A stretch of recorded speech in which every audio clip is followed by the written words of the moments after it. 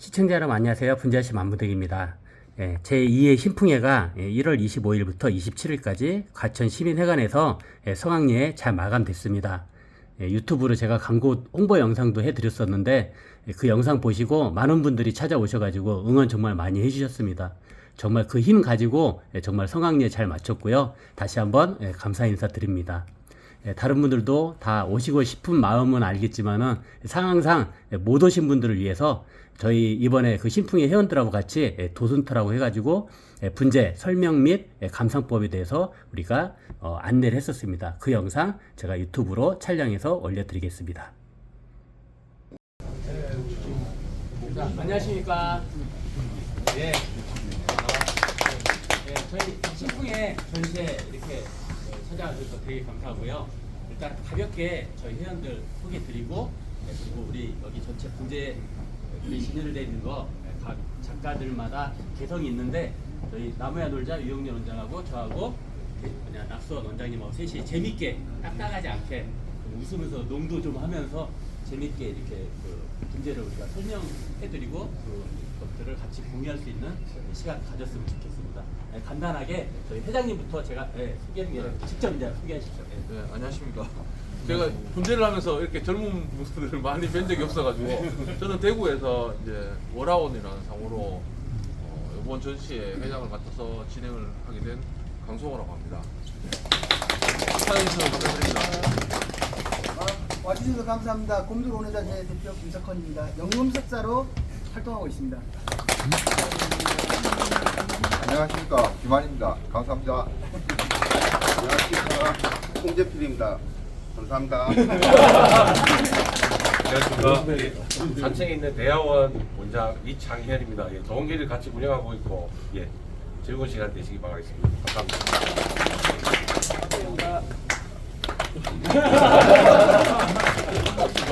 안녕하십니까. 이상원이고요. 도원결에서 유비를 맡고 있고 경매를 진행하고 있습니다. 감사합니다. 부업으로 나이트 삐끼 하고 있는 신발이 굉장히 돋보이네요. 자, 이제 저희가 이거 유튜브도 이제 같이 동시 촬영이기 때문에 다소 이제 복잡했는데 가급적이면 가까이 오셔서 같이 이야기 편하게 이거 뭐 격식 차리고 그런 거 아니라 재밌게 해주려고 저희가 노력을 하겠습니다. 그리고 여기 일명 마우스 파이터들이니까 많이 동조해 주시고 많이 웃어 주시고 이렇게 같이 편안하게 하시면 좋겠습니다. 자, 시작해볼까요? 자, 여기는 우리 기반 옥산 분재 원의 나무들인데 같이 한번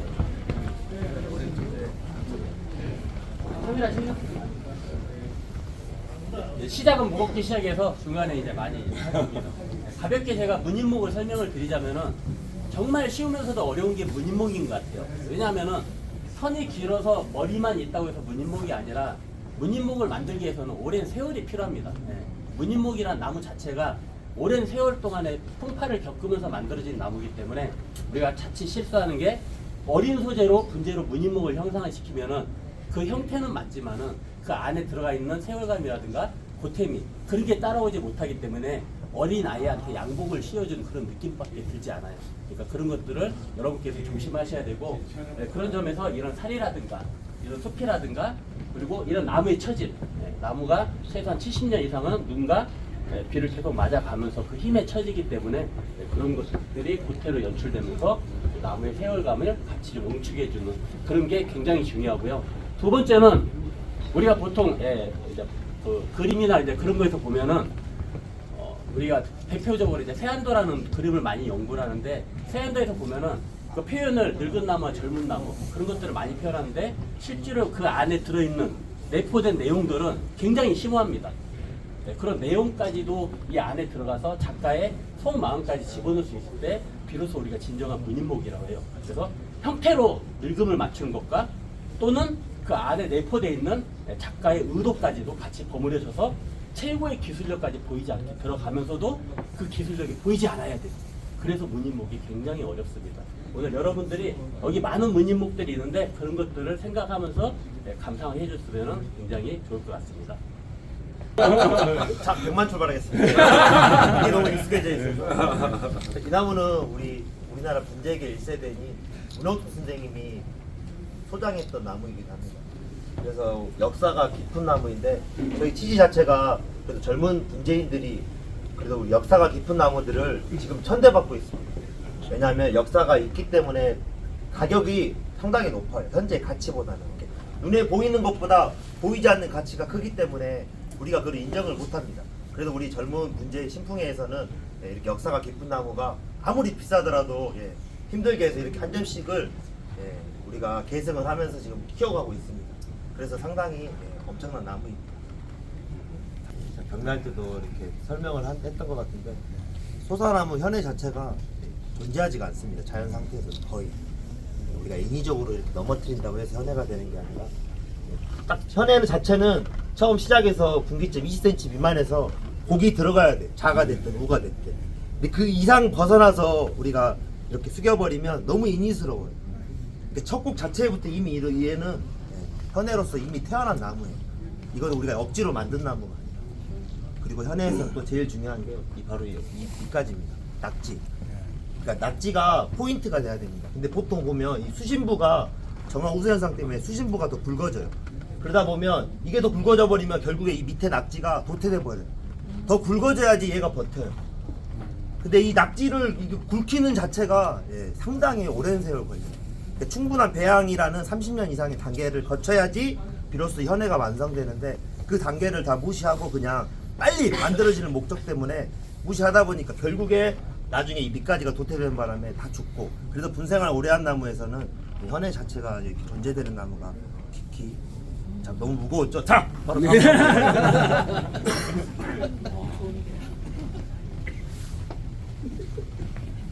이 나무 포인트는 바로 뒤에 살입니다.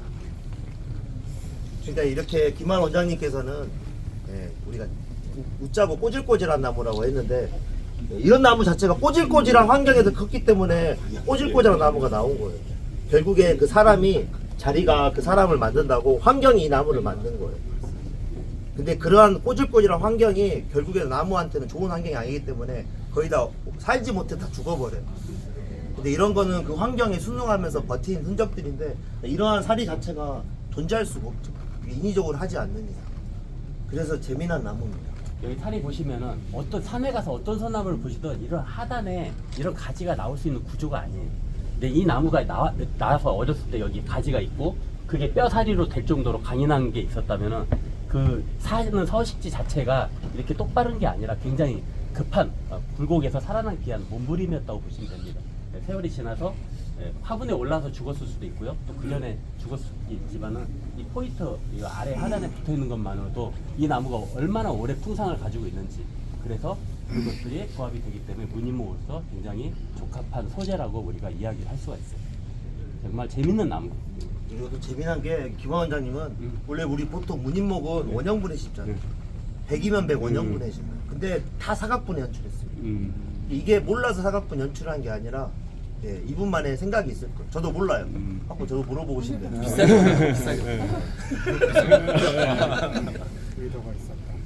이 소사도 굉장히 특이한 건데 소장자가 먼저 해주는 게 맞는 것 같아요. 이 소사는 이쁘죠? 이쁘면 된 겁니다. 문제가 뭐 여러 가지 분류를 나누고 저희가 역사도 나누고 하는데 결과적으로 디자인과 그림 싸움이라고 생각해요. 저희가 아름다움을 추구하면 그 아름다움의 미적인 그 황금 비율이라든지 뭐 이런 거를 이제 미술에서 배우잖아요. 저희도 결국에는 디자인하는 작업이라고 하는데 그 기준이 뭐냐면 문제는 결국 자연에서 디자인을 따와서 자연스럽게 이뻐야 되기 때문에 더 어려운 것 같아요.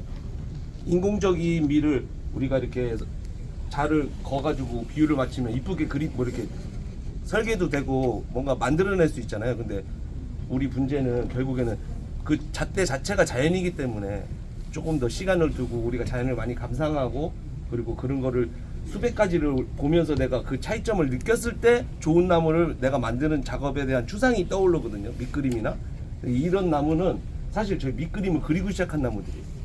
그러니까 소재를 보고 앞으로 어떻게 전개를 하겠다는 사전에 그림을 그리고 시작한 스케치를 통해서 이제 나온 그림입니다. 제가 만들 때는 그런 작업을 많이 해보거든요. 저는 왜냐면 저도 초반 20대 때는 그냥 철사를 무조건 걸으래요. 이유 없이 걸었더니 다 자르더라고요. 또 이쪽을 애써 걸었더니 그래서 그분 머리에는 이게 다 구상이 돼 있는 거예요. 이미 사전에. 그래서 어떤 걸 쓰고 어떤 걸 안 쓰는 거에 대한 설계도도 필요하겠다는 생각이 들더라고요.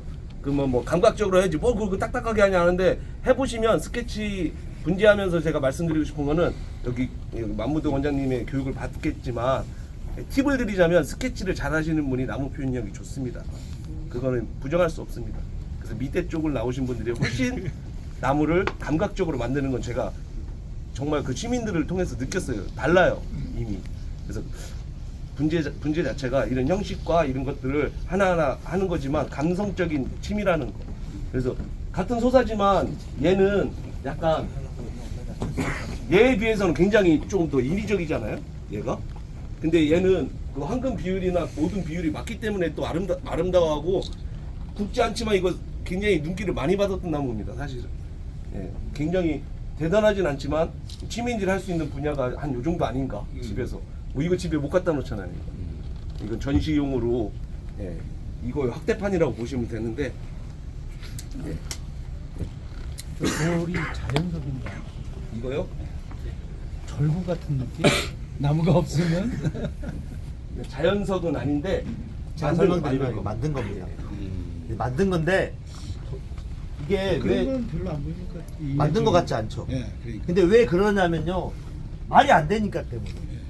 이런 돌이 존재할 수가 없기 때문에 우리가 혹시 만든 거 아닐까라는 생각을 하는 거예요. 근데 이렇게 보면 아무리 만든 거라도 이런 세월에 보시면 그러니까. 고태감이 묻었잖아요. 예. 그런 순간에 우리가 인정이 되는 거예요. 처음에 이거는 인정 못했죠. 무슨 시멘트에다가 나무를 심어라고 했겠죠.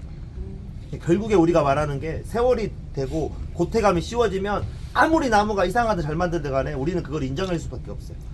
우리가 어르신을 보고 뭐라고 못 하잖아요. 그냥 이해하는 거지. 자, 다음 나무 넘어가겠습니다. 이거는 소사의 뭐라고 하지 연근이라고 형식은 말씀드려야 되겠지만 그냥 사실 자연에 이런 소사의 군락지는 없을 거라고 생각하는데 그래도 최대한 이게 근데 자연목이에요. 자연에서 채취한 목이에요. 섬 절벽 같은 데서 매달려서 크는 바람을 심하게 타는 자리 그 그렇죠. 자리에서 누워서 크는 나무 스타일이라고. 근데 사실 이거를 이거를 해가지고 확대해가지고 사실 이런 소나무 소사수분 보지는 못했어요. 저도 아직은 꿈의 이제 표현이죠 사실은. 근데 자연목이긴 자연목이에요 이게. 그래서 이건 소사에 여기 원장님께서 워낙 소사를 좋아하니까 소사도 보면은 여러 가지 형태로 즐길 수 있는데 소사가 정말 매력적인 게 저도 이런 스타일도 있고 저런 스타일 있고 그다음에 정형목도 있고 모든 표현을 다 받아주는 수종이에요.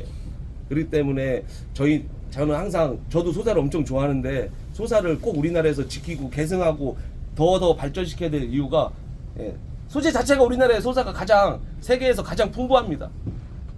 뭐 일본 가서 살 수 있는 게 아니고 어디 유럽 동남아 가서 살 수 있는 수종 자체가 아니고요. 많이 들었겠지만 얘는 분재 표현을 위해서 태어난 수종이기 때문에 이거를 기본기를 다 띄시면 나머지 수종들은 자연스럽게 다 터득이 될 거라고 됩니다. 그래서 소사나무는 여기 워낙 그만하겠습니다. 수학의 정석 같은 그런 바이블 같은 책이 있다면 소사나무는 분재의 바이블이라고 말하면 될 것 같아요. 이게 정형적이지 않은 나무인데 곰솔이에요. 곰솔인데 흔한 말로 우리가 분재인들이 별로 좋아하지 않을 근상 비슷한 나무예요. 그런데 근상도 사람이 만들면은 인위적인 근상이라 재미가 없는데 자연이 만들어낸 근상은 규칙이 있어요. 어떤 규칙이냐면 그 서식지에서 자기가 살아남기 위해서 발달을 해요. 그 뿌리조차도 바람이 불든 태풍이 불든 그 안에서 받쳐줄 수 있게 하는데 이 메인 줄기 하나 가지고는 전체를 못 받쳐요. 그렇기 때문에 이 서브 줄기들이 세 개가 동시에 갇혀서 받치면서 비로소 아름다운 이 전체를 융합할 수 있는 이 세 개의 뿌리가 비율이 맞는 것 같아요. 그래서 이런 감각이 이 사이즈를 정해주는 중요 요소예요. 이게 약한데 이걸 크게 만든다든가 이게 강한데 좁게 만든다든가 하면은 어느 한쪽으로 균형감이 치우쳐지기 때문에 보는 내내 불편합니다. 분재는 균형의 싸움이에요. 말 그대로 우리가 시선으로 표현하는데 왔다 갔다 하면서 어느 쪽으로 넘어갈지 모르는 그런 긴장감이 분재의 재미라고 할 수가 있고요. 이 보시면은 이 단처리가 똑바로 이렇게 탁 돼 있는 게 아니라 바람이 쓸리듯이 쫙 돼 있는 게 굉장한 감각입니다. 제가 봤을 때도요.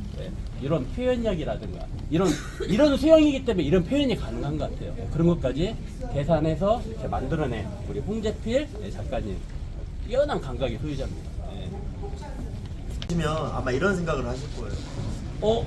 왜 이렇게 가지가 없지? 가지가 없는 게 어떻게 전시에 나왔지? 나는 이걸 갖고 가서 가지를 좀 더 채우고 싶다라는 생각이 들 거예요. 근데 이 나무는 가지를 채우면 이 나무의 아름다움이 없어져. 이 나무가 보면 이렇게 석비 연출을 했잖아요. 이 석비 연출한 것 자체가 이 나무는 우리가 자연에서 본 모습을 그대로 이렇게 옮겨 놓은 거예요. 자연에서는 가지가 빡빡하지 않아요. 왜냐하면 그 극한의 환경이기 때문에.